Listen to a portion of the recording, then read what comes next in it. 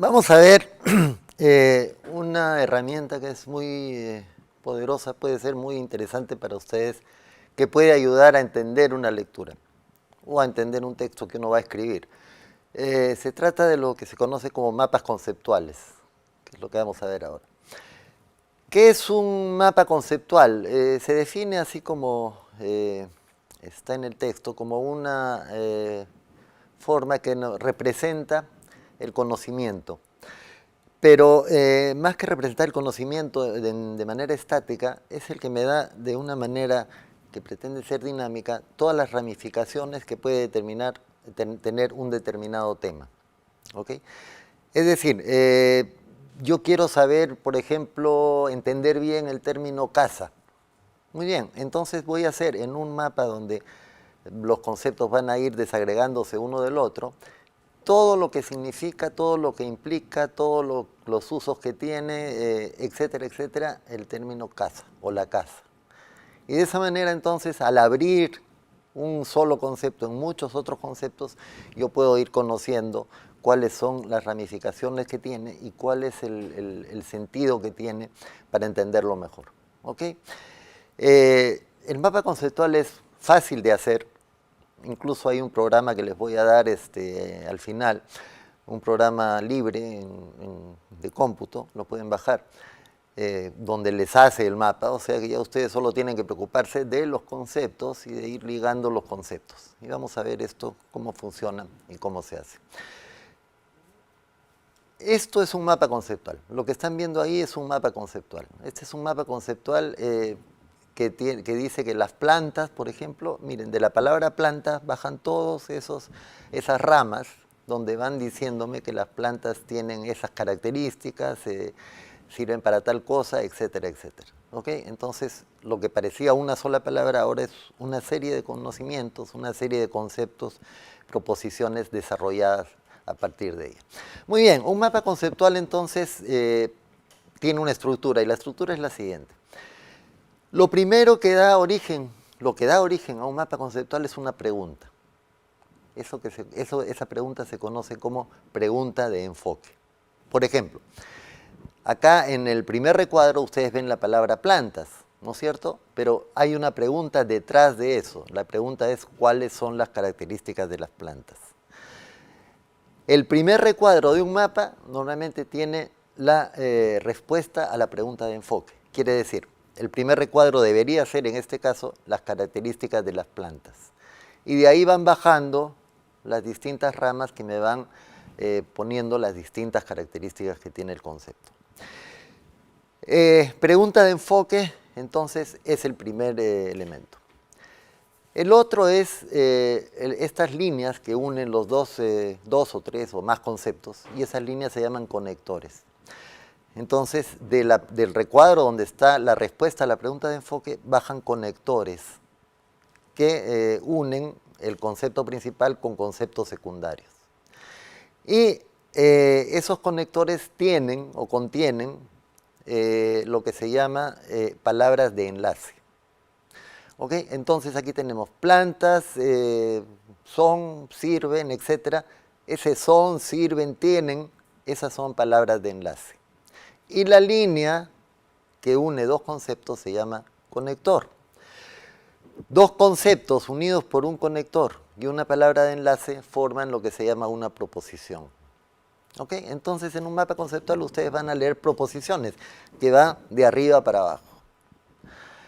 Ahora, ¿por qué es útil esto? Porque digamos que yo estoy tratando de seguir una lectura que no la estoy entendiendo bien. Bueno, entonces puedo tratar de abrir el tema central, por eso era importante, tan importante descubrir el tema central en una lectura, de unir ese tema central con otros conceptos que puedan hacer que ese tema central quede más claro.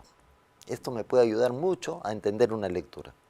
Entonces, haciendo un mapa conceptual de esta manera, poniendo un concepto principal, que es básicamente la respuesta a la pregunta de enfoque, poniendo los conceptos secundarios, que son los que van elaborándose o apareciendo a raíz de preguntarme sobre la pregunta de enfoque, y uniéndolos con conectores y con palabras de enlace formo proposiciones que ya me hacen sentido.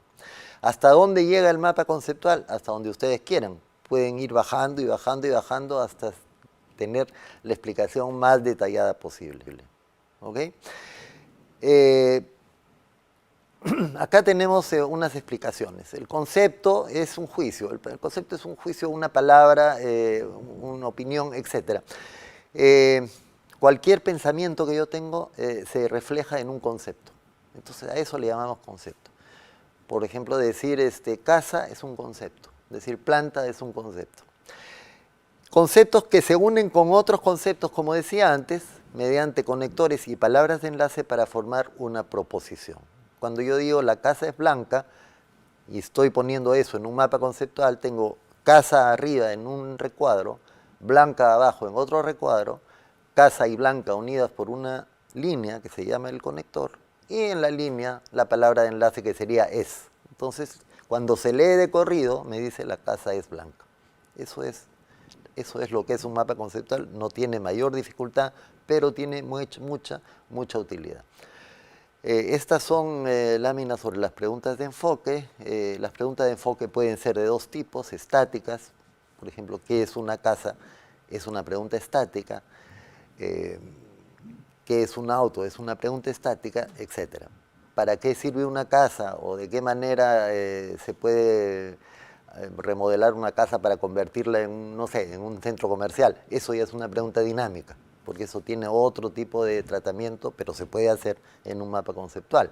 Igual con un auto, igual como dice ahí, con la capa de ozono, el canal de Panamá o el interés compuesto. Son conceptos estáticos en el primer caso, dinámicos en el segundo caso. Acá están también los ejemplos, y acá tienen ejemplos de mapa conceptual que me interesa que los vean y que me interesa que los analicen.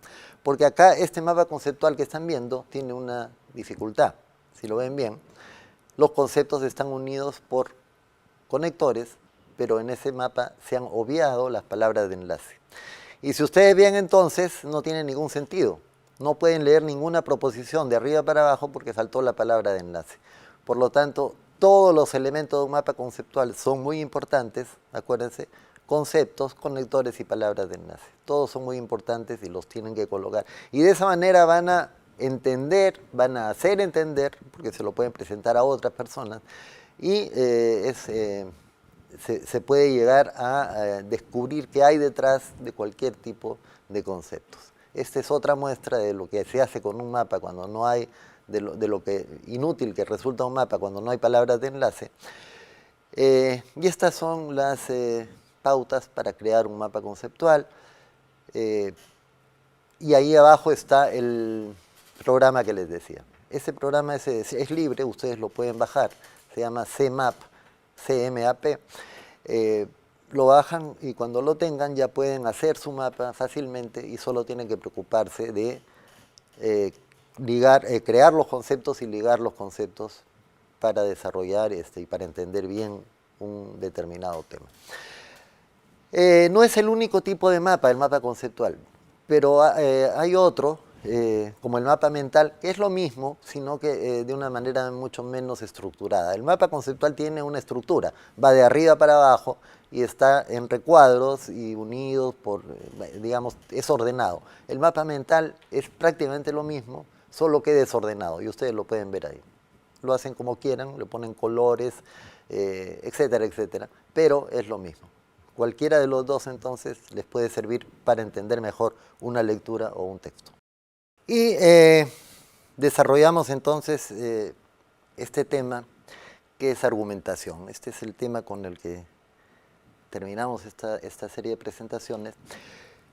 Y es un tema que es tal vez el más utilizado en la práctica. Digamos, los más utilizados son los que la lectura cuando uno de manera individual, pero en la práctica de manera colectiva la argumentación es fundamental, porque siempre estamos conversando con otras personas, intercambiando puntos de vista, si es más formal la cosa, debatiendo o discutiendo, en el mejor sentido de la palabra, y siempre presentando opiniones y recibiendo opiniones. ¿Ok? Muy bien. La argumentación el arte de la argumentación, si quieren, es el arte de presentar mis puntos de vista de una manera coherente, fluida, de una manera que pueda ser identificada y que pueda hacer que mis argumentos, que mis opiniones, que mis juicios alcancen su valor máximo, tanto para ser aceptados por otros como para ser rebatidos. Y entonces, en ese caso yo aceptaría los argumentos contrarios si es que tienen más valor que los míos.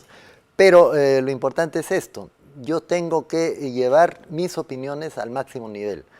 ¿Para qué? Para que puedan ser, si son rebatidas, puedan ser rebatidas en todo después de todo su desarrollo, o para que si son aceptadas, sean aceptadas también después de todo su desarrollo. El